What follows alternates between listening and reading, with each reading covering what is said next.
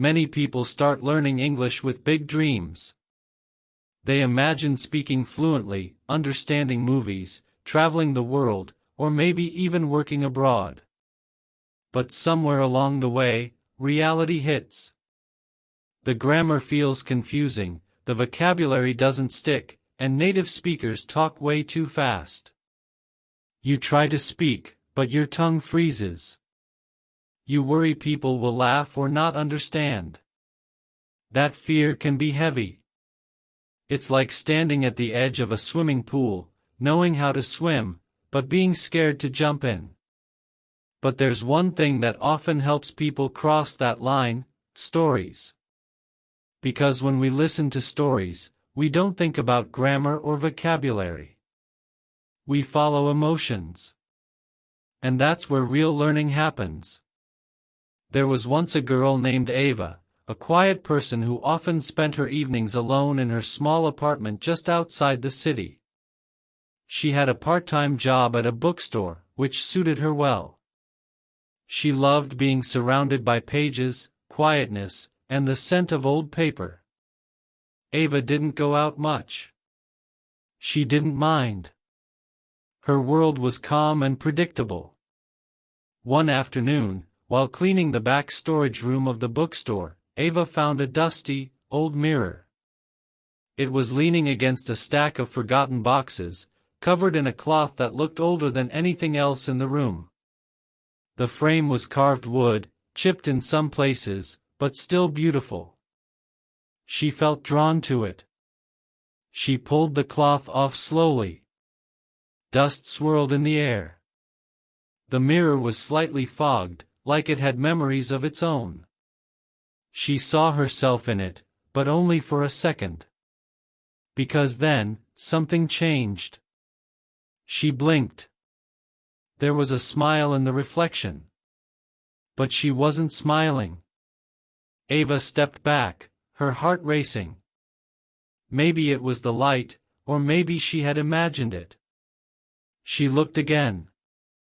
Her reflection was normal now. But that moment wouldn't leave her. It clung to her thoughts as she closed the bookstore that night and walked home in the cold. The next day, she returned to the mirror. She stood in front of it for minutes, expecting nothing. But then, the smile returned. It was soft, kind, and a little sad. And it wasn't hers. Ava stared at it. Her reflection didn't move like she did. When she raised her hand, the mirror version didn't. It simply kept looking at her, gently, as if waiting for something. She wanted to look away, but couldn't. She whispered, "Who are you?" No answer, of course. But the smile widened, just a little. Over the next few days, Ava found herself thinking about the mirror constantly. She returned to it again and again. Each time, the reflection greeted her with the same gentle smile, as if it had been waiting for her to come back. She began to talk to it. She told it about her day. About her loneliness. About her fear of trying new things, of failing, of being seen. She spoke in English, not because she was fluent, but because she had been trying to learn it. She thought it might be easier to speak if no one else was listening. If the only one who heard her was a quiet smile in a mirror. And the strange thing was, it helped. When she spoke to the mirror, she didn't feel judged. She could make mistakes. She could search for words, pause, try again. It became a strange routine.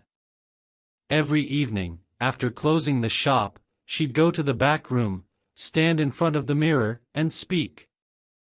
Sometimes she told stories. Sometimes she asked questions. Sometimes she just stood there in silence, looking at the smile that wasn't hers, but somehow felt familiar. Weeks passed. Then, one evening, she arrived at the bookstore and found the mirror gone. She searched the back room. Searched the shelves. asked her coworker, who shrugged and said maybe the owner had taken it. She called the owner, who said there was never a mirror back there. But Ava remembered. She remembered every evening spent in front of it. Every sentence spoken. Every mistake made without shame. She had improved. Her English wasn't perfect, but it had grown stronger, steadier. Her voice was more confident now. Her fear was smaller. She missed the mirror. But she no longer needed it. A few weeks later, a tourist entered the bookstore. He asked for a book in English. Ava helped him. They chatted. He laughed. She answered questions. She made a few mistakes, but didn't panic. And when the man left, he turned back at the door and said, "You have a kind smile." She paused. Smiled back. Maybe the mirror was never meant to stay.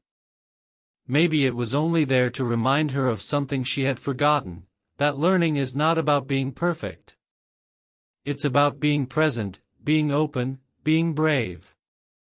And sometimes, it's about talking to a reflection that smiles when you can't yet smile at yourself.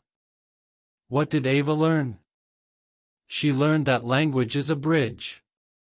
And even if your voice shakes, even if your grammar is messy, what matters most is connection. She learned that speaking to yourself is not silly, it's powerful. She learned that fear shrinks when you practice. We upload stories like this every day to help you practice English in real-life ways. Come back tomorrow for a new one. And if you enjoyed this, share it with a friend who's learning too.